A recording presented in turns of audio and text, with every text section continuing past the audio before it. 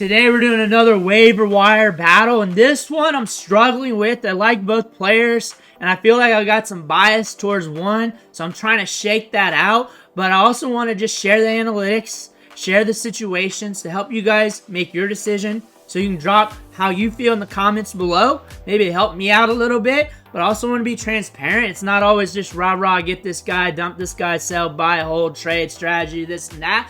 Sometimes you're just looking at the probabilities and you're like, I can see this breaking in a number of ways, and we just got to talk about this. But Sean Tucker and Kimani Vidal are in very similar situations. Both have very good things in their prospect profiles, and they could both go off at the same time. One of them could be the hammer looking for the nail in fantasy football. One of them could be that big league winner. And I really want to deep dive these numbers with you guys. But before we do all that, you need to click that subscribe button right now, because we're going hard in the paint with these deep dives. The You Need series, the Battle series with these players, so we can make these sound decisions. We can get the bottom of these players, look at their situations and all that. We're also using these videos to help you set your lineups. Click that button. Stop missing out. Ric Flair's watching. You do not want to disappoint him. But the battle between Kimani Vidal and Sean Tucker, I don't think you guys realize that there was one, but there's a lot to this dichotomy. And the more you peel back this onion, the closer these guys kind of are. Like Sean Tucker, back in his day at Syracuse, which wasn't really that long ago, one of the top running backs in college football. We thought there was potential he could be a first-round pick, early second-round pick, easy day two guy. Kimani Vidal's got the production profile. He's got the athletic specs. He's already shown it on the field, just like Sean Tucker. And they're similar in size and stature, maybe a little different, but they're both very compact. They're both good between the tackles, and they're both in offenses that could allow them to be productive, but they also got some gatekeepers in front of them that could prevent them from being productive. And that's the big thing about it, is those gatekeepers that might just hold that gate closed long enough to hurt us this year. But Sean Tucker went off last week, 136 yards and a touchdown, catching 3 balls, getting a touchdown through the air as well. Kimani Vidal had that big splash play for a touchdown, and that was huge. Everybody is rallying about these two players off the waiver wire, and the thing is, there's an interesting dichotomy. These guys are two dice rolls that have tremendous upside, and if the dominoes fall their way, either one of these guys can be league winners, and it's very fun to peel back these numbers. First off, you're looking at Kimani Vidal here, very productive his last 2 years at college, especially last year. 1,600 yards, 14 touchdowns, 3.58 yards after contact per attempt. On top of that, early in his career, he was used heavily in the passing game. He's steady in his passing production, actually. 92 catches on his career. And we saw it last week. They can catch the ball at the NFL level and get downfield. We saw the pop and the step. We're creating missed tackles, 94 last year. However, this is at the G5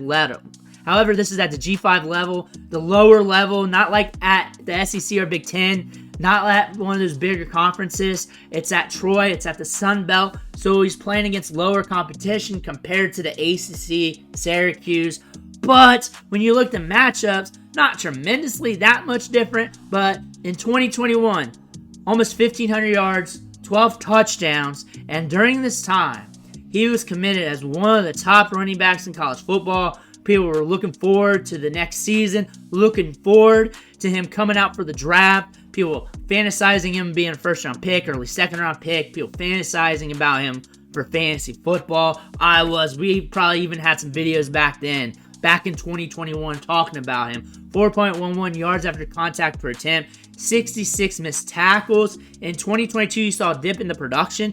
The team was a little bit more pass-focused. He was used more in the passing game, and he was running deeper routes downfield with not so great quarterback play, and the targets wasn't so great, and he was in some positions where he had to make some contested catches and that downfield as well, but he was running a lot more routes, getting more opportunity in passing game, which is actually great for a prospect in that final year. He's already established him in 2021, and getting more work in the passing game, kind of like a Zach Charbonnet, only just rounds out what he can do on the field, because that's just more experience.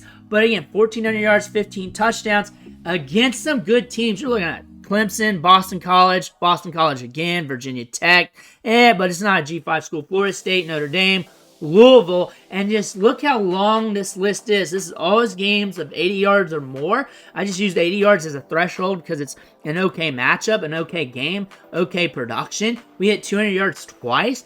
We're over 150 yards 6 times on his career. That's rather solid. Vidal's pretty solid. He's pretty solid, racking up 200 yards games multiple times over the course of his career, but not against many Power 5 programs. But does it matter? Doesn't matter because he's already flashing on the field. The one thing about G5 players, they do take a little bit more time to ramp up on average, but that's average. That's a macro standpoint. When you look at him at the micro, you look at his tape, you see that he's very assertive. He's good at finding the hole. He's very explosive. He's got everything to his traits that you want from a runner, and he was cheap in the draft, a cheap player for the Chargers, a guy that's already starting to prove himself on the field, but we got some guys in front of him that could impact things. But that 4.46 40-yard dash, that top-tier burst score at 213 pounds, Sean Tucker's athletic specs, you can't really look at those because he had a heart condition that was found at the combine. He wasn't able to run at the combine.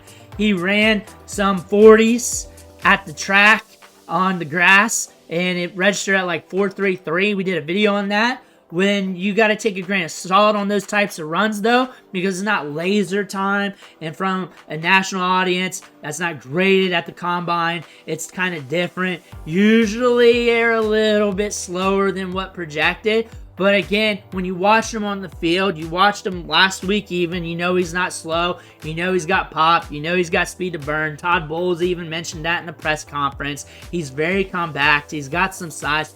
Kimani Vidal's a little bit bigger. On the spreadsheet, athletic specs and production, comps to Isaiah Pacheco. Isaiah Pacheco from Rutgers fell in the draft a bit, but has that home run hitting athleticism. Both these guys have home run hitting athleticism. It's a little bit different because Vidal's got some pop in the step. He's got that burst, a little bit more size. Where Sean Tucker's compact, but we don't have the exact time. We just know on the field he's fast. He ran track at Syracuse for a little bit. He just joined the track team randomly and just started running with them. He ran the 60 meters, I believe so.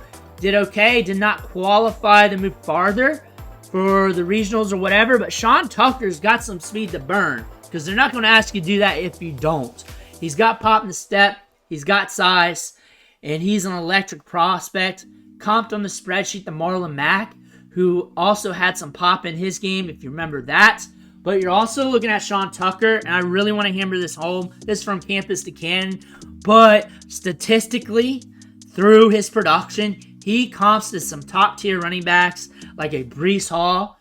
And look at this with dominator rating. That's the market share of yards and touchdowns of your team throughout his career, getting it done early in his career, middle, and late. That's looking solid. Then adjusted receiving yards, and that's the ownership, the market share of that. We're up there with Breece Hall, if not supplanting him in his last 2 years. And then on top of that, we're up there with Breece Hall. We have that upside to his game, and nobody was doubting that at Syracuse when he was breaking off those long gains against some of the top programs in the country. But you want to look at Kimani Vidal, he's kind of a cheaper Blake Corum. That's the thing about him. So if you like Blake Corum, on his spreadsheet from what he's done on the field at the G5 level, and you look at him athletically, he's got more pop on the spreadsheet on the track as well. He's got more speed. Michigan's different. What he went up against is different, but he does, from a market share ownership standpoint of experience-adjusted yards per team play, he comps on the spreadsheet to Blake Corum, so he does have some upside there. So I do not want to knock him because I like him. And when you're looking at the depth chart, and this is probably the most important piece to each player, Kimani Vidal's got J.K. Dobbins in front of him. Gus Edwards will eventually be back. It's going to be later on down the line. He is on IR. He's a grinder between the tackles. Kimani Vidal did not get a ton of touches last week. So J.K. Dobbins is the gatekeeper here that could prevent him from fully breaking out. Or, just as a 1B piece, he could be a guy that's spotty for your lineups. Maybe a guy that breaks out here, gives you nothing a few weeks and breaks out again type of deal. But we got a three-headed monster here evolving for the Buccaneers. We got Rachaad White coming back. Bucky Irvin's good. Nothing bad towards him. We like Bucky Irving. But Sean Tucker's good. He's got some upside. So you need something to happen in this offense. This offense could be rather sticky. And if you ask for like fantasy advice between these two, the thing about this is there's a variable of injuries. A variable of things that are outside Tucker's and Vidal's control here that you can't account for, you can't project, and may not even happen is what if something happens to Dobbins? What if something worse happens to White or Irving? What if it's a three-headed monster? What if this, with the Chargers, becomes a three-headed monster? You don't know. When I look at this prospect for prospect, I was leaning Sean Tucker a lot more because of my biases from a few years ago. When I stack things closer together and really look at things from game to game and how things go in fantasy football, Vidal's not too far away. Not too far away, like kissing it. And from game to game in a small sample, the difference between the two doesn't really matter, but it's really the opportunity, what we're seeing in these depth charts here. So how do you think this is going to break loose for these players? What do you like better? Like I said in the beginning of the video, what do you like best of these depth charts?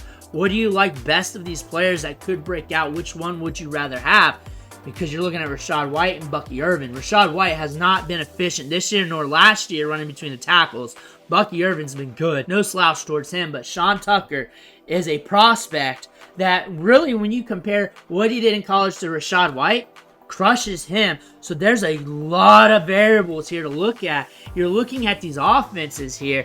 Bucky Irvin, Rachaad White, Sean Tucker. Sean Tucker's already nipping the heels of Rachaad White when it comes to rushing production. He's already doing that just with one game of getting workload. That being said, that's a big deal.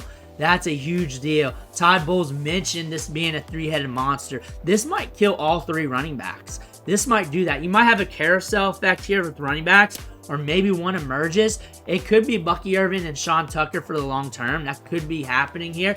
And now you're looking at J.K. Dobbins. Last week had a ton of work.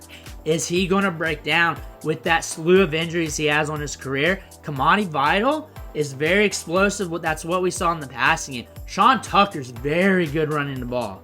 We went over that tape the other day of him running the ball. He is very efficient with the ball in his hands. And we're looking at the routes between both these guys ran. Very similar. They're almost dead nuts to everything with their usage in the passing game. Vidal is good in the passing game. He's slick. He's electric. Sean Tucker got that extra work in college that final year in the passing game. He showed it last week. He's slick. He's electric in space. I think it's dead nuts even with that. But the work in the passing game, those are the money touches for fantasy football. Snaps are about similar. Sean Tucker got a little bit more run, a little bit more opportunity. Tampa Bay likes to run two backs at the same time a lot. They like to have them both on the field. That impacts things. Sean Tucker, though, 37.7% snap share. But Rachaad White's eventually going to be back. So it's not like you can look at that going forward over these next few weeks and be like, yeah, Sean Tucker's going to keep getting this. Kimani Vidal, though, that could increase with Gus Edwards out, and that's something you want to pay attention to. And now you're looking at the rushing attempts. Sean Tucker got more opportunities. He does not have a J.K. Dobbins in front of him who they're just thrusting all the workload to. They were smart enough to split it up. This team wants to split it up. If not, they would have gave all the touches to Bucky Irving. They would have done that, but they are dead nuts set on splitting up the workload. That's what they did. Sean Tucker got his opportunities. He hit with that. And if they're going to split the workload with two running backs, why won't they do it with three when one's doing well? Kimani Vidal might end up getting more workload once they start looking at the touches J.K. Dobbins is getting, and they realize they got to keep J.K. Dobbins healthy throughout the rest of the season. So Kimani Vidal might be getting more touches, snaps, opportunities. That's something to look at. So which running back you want? Which running back you want? The situations are very iffy for both. I think Vidal's situation is a little bit better. I think Sean Tucker, even though I got them close together and I'm coming around more on Vidal getting close, I think Sean Tucker's the better prospect. I think he always was. I think Sean Tucker's got a lot of upside in this league. I think in the right situation, especially if he didn't have that heart condition, we'd be looking at him as one of the better runners in the National Football League. He has that type of upside. We just have to allow him to climb the ranks a little bit more. But which one do you want? Which one do you want? I want to hear about that in the comments below. I really do. I think for the short term, you're looking Vidal. I think long-term play, you're looking Sean Tucker. And you may not want to hear that out of my mouth because you want something straight up the tail. But I gotta be real with you, that's probably what we're looking at here. But I also want to hear what you guys are thinking down below in the comments section. Make sure to hit that subscribe button on the way out. I want to thank you for watching. Catch you on the next video.